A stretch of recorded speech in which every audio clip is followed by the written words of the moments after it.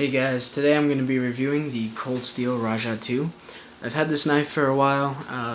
I've used it a little bit. I can't get a ton of use out of it just because for legal reasons I can't really carry it many places. And you can obviously see why. It's an absolutely massive folder. There are a bunch of great YouTube videos on this knife already. Hell's Army has a really good review on this one and the Rajah 1. But I had the Rajah 3. I don't know if you're familiar with that. It's a smaller version of this, and it just wasn't as cool, I guess, to me as this was. Just the size of this makes it so much more interesting, and it has a lot more useful applications, believe it or not, despite its, obnoxiously large size. So speaking of size, it is 14 inches overall, which makes it 2 inches longer than a K-bar, a standard size K-bar. So if you've got one of those, that'll give you a bit of reference there.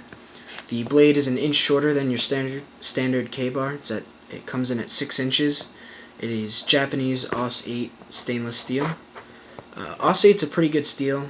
This knife came with a really nice edge on it, actually. I stropped it up a bit just to polish it even more, so it is razor sharp. It does have a bead blast finish, and so far I haven't seen any signs of rusting or spotting, which is good. Sometimes bead blast finishes make the blade more susceptible to rust, and I haven't had that issue at all with this knife yet. In addition, the lock bar is also bead blasted, so I haven't seen any issues there. The handle is grivery. It's got a slight texturing, almost looks like sandpaper. It's not nearly as rough. It adds a bit of texture, but it's really not much. Inside it's got full nested stainless steel liners. I can't really, let me see if I've got a light here, see if you can see that. Yeah, so you can see those liners go right up to the edge of the handles and run along the entire shape of the handle. They're not skeletonized at all, but I mean, there's really there's nothing about this knife that is done to conserve weight. You can see the backspacer in there sort of dips down a little bit. It's a grivery backspacer, so it is not a flow-through design, which is really not that big of a deal. It does have a really nice, thick, beefy spring for the lock bar. I don't know if you can see it. It's that darker piece right in there. But this does feature the triad lock, which I absolutely love. It is an extremely reliable lock. It's basically a lock back with the addition of a stop pin in between the lock bar and the blade, and it's just incredibly strong. This knife has a really long, hefty blade, and there is zero play in any direction. Ultra strong lockup. Excellent.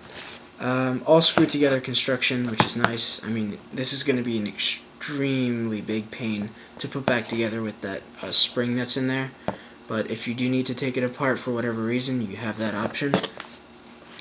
Pocket clip. Pocket clip is located in about midline of the handle. Personally, I would have preferred it somewhere around here, but for where it's at in the hand, it's pretty comfortable. It digs in a little bit. I usually have it off. I put it on for the review. You also get a second clip for the other side for all you lefties. But otherwise, it's it's your standard cold steel clip. It's black paint. I don't really like it, but it's not that bad. If you can carry this knife where you live, it is pretty nice in the pocket. You're definitely going to know it's there, and it does stick out quite a bit. But it's not a bad clip. It retains the knife well, which is, what it's meant to do. For deployment, you have a Emerson style sort of wave thumb disc going on. Works really well. As a thumb disc, it does work. It gets the job done. I don't really want to do it because I don't want to hit the camera here. It's in front of me. But, I mean, the blade is heavy enough so where you can grab the handle and just sort of wrist flick it open. Just like that. I mean, I did it off the camera, but oh well. But I mean, other than that, it's a great choice for an outdoors knife. It would make an excellent chopper, a nice thick blade. I believe it's 4mm stock. And obviously, as a defensive folder, it sort of speaks for itself there. if you whip this thing out at someone who's trying to do you harm, they're gonna think twice before doing anything. But of course, with any sort of self-defense, make sure you know what you're doing. Don't just assume that because it's a big knife, it'll make you into a martial arts master. You gotta know how to use it. But anyway, that is the Cold Steel Rajah 2. Thanks for watching, guys.